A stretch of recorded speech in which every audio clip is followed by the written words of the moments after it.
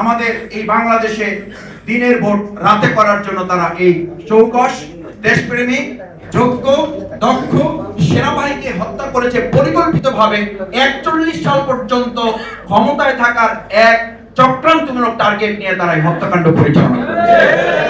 তারাই হত্যাকাণ্ড পরিচালনা করেছে মাওলানা দেলোয়ার হোসেন সাঈদীকে মেডিকেল কিলিং করে হত্যা করে যাতে দেশ থাকে সেটার জন্য তারা এই পরিকল্পিত হত্যাকাণ্ড চালিয়েছে। তারা এই চৌকস সেনাবাহিনীকে হত্যা করেছে, দেশপ্রেমিক সেনাবাহিনীকে এজন্য হত্যা করেছে দেশপ্রেমিক আলেমদেরকে হত্যা করে ফাঁসিতে ঝুলিয়ে কার্যকর করার জন্য তারা সেদিন এই হত্যাকাণ্ড পরিচালনা করেছে।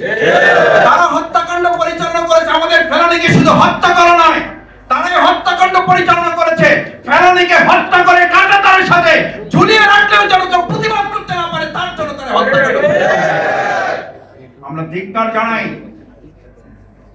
শেখ হাসিনা ফ্যাসিস্টরা তাদের দোসর ভিতরের এবং বাইরের শক্তিকে একযোগে কাজে লাগিয়ে সেদিন আমাদের সেনা কর্মকর্তাদের এই দক্ষ দেশপ্রেমিক ইসলামপ্রিয় সেনা কর্মকর্তাদের যেভাবে হত্যা করা হয়েছে, আমি দেশবাসীর কাছে আহ্বান জানাতে চাই, আসুন প্রত্যেককে হত্যাকাণ্ডের জন্য শেখ হাসিনাকে এই দেশের মানুষের কাছে বিচারের কাঠগড়ায় দাঁড়াতে হবে না, শুধু তাকে মর্মান্তিক ভাবে ফাঁসির কাস্টে ঝুলানো হচ্ছে এদেশের মানুষের জনগণের দাবি।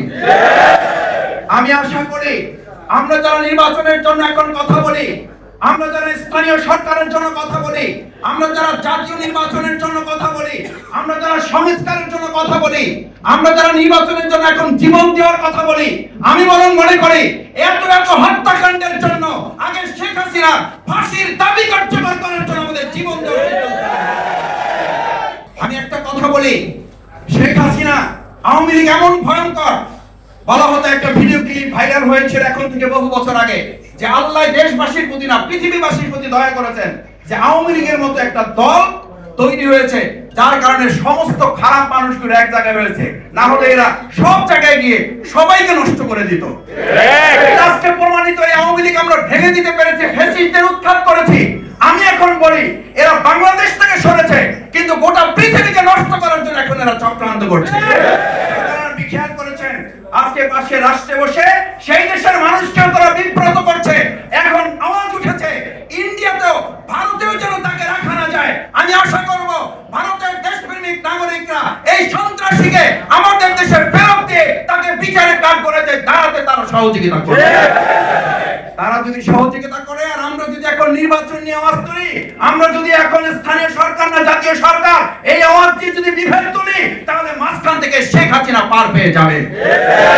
আসুন আমরা আমাদের সেই সেনা কর্মকর্তাদের হত্যাকারী, গণহত্যাকারী, ফ্যাসিস্ট, খুনি শেখ হাসিনা তাকে আসামির কাঠগড়ায় দাঁড় করানো এবং তার দলকে নিষিদ্ধ করে বাংলাদেশের সংস্কার এবং নির্বাচনকে এগিয়ে নেওয়ার জন্য আমরা ভূমিকা পালন করি।